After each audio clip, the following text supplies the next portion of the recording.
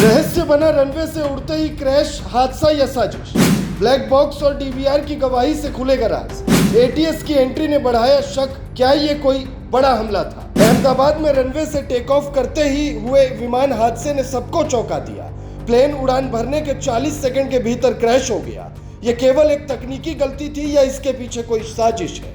इसी दिशा में जांच शुरू हो चुकी है। इस हादसे में जो सबसे महत्वपूर्ण घटनाक्रम हुआ वो था डीवीआर और ब्लैक बॉक्स का मिलना। डीवीआर फ्लाइट के अंदर का वीडियो रिकॉर्ड करता है और ब्लैक बॉक्स उड़ान संबंधी सभी टेक्निकल डेटा और पायलट की बातचीत को। इन दोनों उपकरणों के जरिए हादसों के कारणों को समझना आसान हो जाएगा।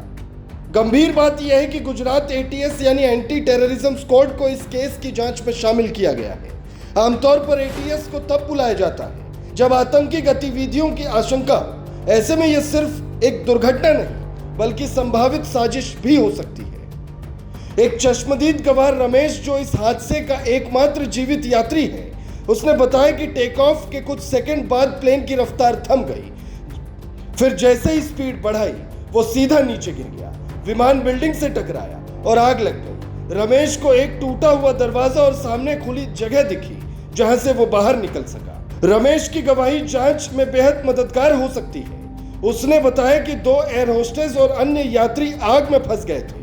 सब कुछ उसकी आंखों के सामने हुआ। जांच में सामने आया कि प्लेन के इंजन तक शायद तेल नहीं पहुंच पाया, जिससे तकनीकी गड़बड़ी हुई। पायलट के दोस्त के मुताबिक ये एक असामान्य स्थिति है और कई बार जानबूझकर सिस्टम को डैमेज करने से भी ऐसा हो सकता है। इस हादसे से 2 दिन पहले सीआईए की पूर्व अधिकारी सारा एडम्स ने चेतावनी दी थी कि भारत पर एक बड़ा आतंकी हमला हो सकता है।